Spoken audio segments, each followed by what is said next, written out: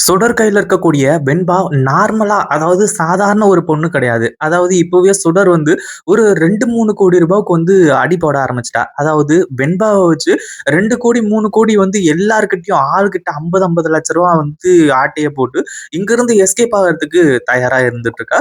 ஒரு பக்கம் நம்ம விஜய், அடுத்ததா கதிரேசன் இவங்க எல்லாருமே வந்து பயங்கரமான கோவத்துல இருக்காங்க. உண்மையிலேயே சுடர் கிடைச்சா அடிச்சே கொன்னுடலாம் அப்படின்ற அளவுக்கு கோவம் இருக்கு. பட் இருந்தாலும் சுடர்கிட்ட நம்ம வெண்பா இருக்காங்க அப்படிங்கிறதுனால விஜய்லாம் கொஞ்சம் பொறுமையா இருந்துட்டு இருக்காங்க. நம்ம மல்லி இருந்துட்டு உண்மையிலேயே ரொம்ப ஃபீல் பண்ணிக்கிட்டு இருக்காங்க அப்படின்னே சொல்லலாம். உண்மையிலேயே வந்து மல்லியால இதை ஏத்துக்கவே முடியல. ஐயையோ! என் வெண்பாவுக்கு அங்க என்ன ஆச்சுன்னு தெரியல. என்னால இங்க நிம்மதியா இருக்க முடியல. எனக்கு என்ன பண்றது? ஏது பண்றது? அப்படின்னு சொல்லிட்டு ஒண்ணுமே புரியல. எப்படி வந்து நான் வெண்பாவ வந்து காப்பாத்துறது? நானே வந்து போய் காப்பாத்துறேன் அப்படிங்கிற மாரி சொல்றாங்க. ஆனா விஜய் இருந்துட்டு, "இங்க பாரு மல்லி, நீ கொஞ்சம் பொறுமையா இரு. 50 லட்ச ரூபா இல்ல எவ்வளவு கேட்டாலுமே நான் குடுக்கறதுக்கு தயாரா இருக்கேன். அந்த பணத்தையும் இப்ப ரெடி பண்ணிட்டு இருக்கேன்." அந்த சுடர் வந்து ஃபோன் பண்ணி இடத்த சொன்னா போதும். அத கொண்டு போய் குடுத்துட்டு நான் வெண்பாவ வந்து காப்பாத்தி கூட்டிட்டு வந்துருவேன். நீ எத பத்தியும் கவலைப்படாத அப்படின்ற மாரி வந்து சொல்லி வெண்பாவ இப்போதைக்கு கன்வின்ஸ் பண்ண அதாவது நம்ம மல்லிய வந்து கன்வின்ஸ் பண்ணி உட்கார வச்சாலுமே கூட, உண்மையிலேயே மல்லி வந்து இப்ப ரொம்ப ஃபீல் பண்ணிட்டு இருக்காங்க. வெண்பா வந்து என்னாச்சோ? வெண்பாவுக்கு ஏதாவது ஆயிருக்குமா?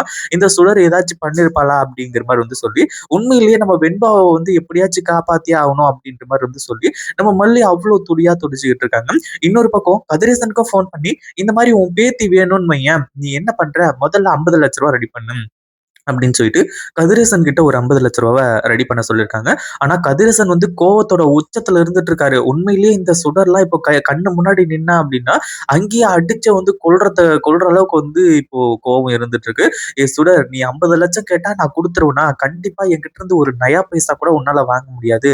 அதே மாரி வெண்பாவ வந்து எப்படி காப்பாத்துறதுன்னு எனக்கு நல்லாவே தெரியும். எனக்கு ஹார்பர் முழுக்க ஆள் இருக்கு அப்படிங்கிற மாரி வந்து சொல்லி, இவரும் வந்து தமிழ்நாடே என் பின்னால இருக்கு, தமிழ்நாடே என் பின்னால இருக்கு அப்படிங்கிற மாரி வந்து சொல்ற மாரி, இவரும் வந்து இப்போ பூச்சாண்டி காட்டிட்டு இருந்துட்டு இருக்காங்க. அங்க இருக்கக்கூடியது வெண்பா. அதாவது இந்த சுடர் நெனச்சா, அடுத்த செகண்டே வெண்பாவோட கழுத்த அறுத்து போட்டு அங்கிருந்து வந்து எஸ்கேப் ஆயி போலாம். ஆனா, அவ பணத்துக்காக மட்டும் தான் பொறுமையா வெயிட் பண்ணிட்டு இருக்கா. உண்மையிலேயே சுடர் இருந்துட்டு இப்ப எல்லாரையுமே பகைச்சிட்டு இருக்கா. ஒரு பக்கம் விஜய், மல்லி, அடுத்ததா வந்து கதிரேசன், நிஷா இவங்க எல்லாருமே ஒரு பக்கம் நின்னுகிட்டு இருக்காங்க. ஏன்னா வெண்பாவ காப்பாத்தணும் அப்படின்ற ஒரு முயற்சியில.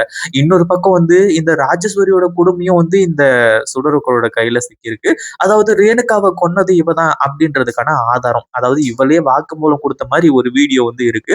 அப்படி இருக்கும்போது அந்த வீடியோ வச்சு ராஜேஸ்வரியையும் உண்டு இல்லன்னு பண்ணிட்டு இருக்காங்க அப்படின்னு தான் சொல்லணும். அடுத்தபடியா அதாவது இதுக்கு அடுத்தபடியா வந்து இந்த ரகு.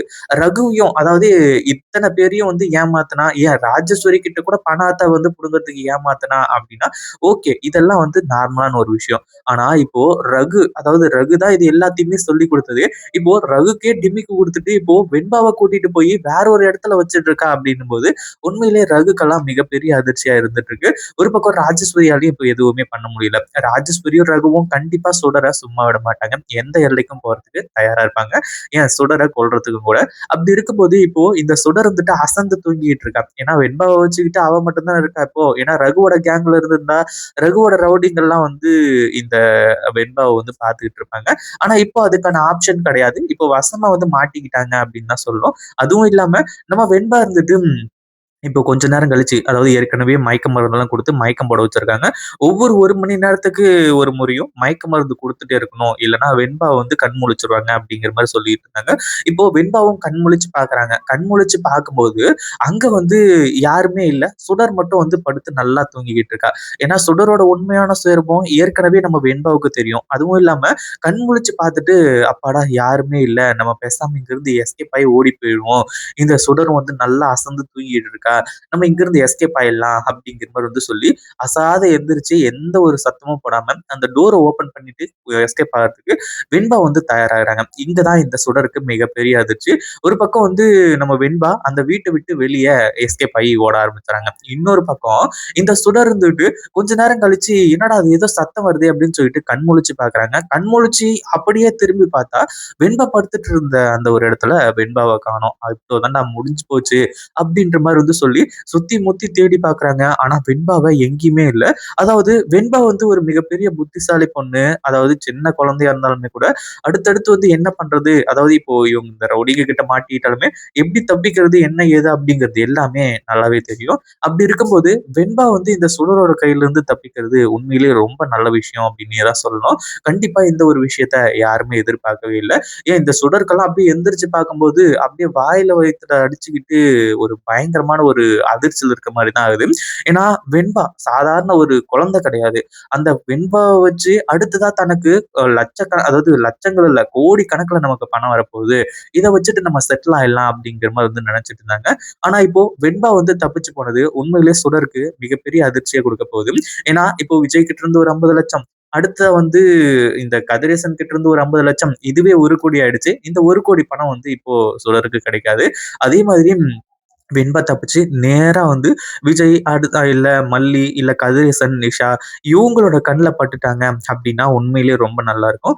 இல்ல வெண்பா வந்து இந்த மாரி நான் தப்பிச்சுட்டேன் அப்டிங்கிற மாரி வந்து சொல்லி விஜய்க்குலாம் ஃபோன் பண்ணி இன்ஃபர்மேஷன் குடுத்தாலே, அடுத்ததா இதுல இருக்கக்கூடிய பிரச்சனைகள் நீங்கும் அப்டின்னே சொல்லலாம்.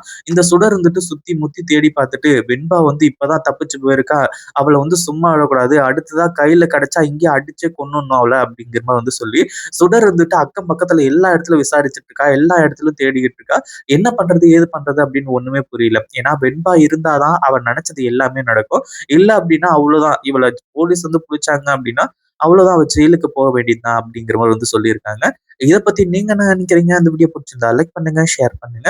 இப்பதான் நம்ம சேனலுக்கு ஃபர்ஸ்ட் டைம் வரீங்க அப்படின்னா, கீழ இருக்க சப்ஸ்கிரைப் பட்டன பிரஸ் பண்ணிக்கோங்க.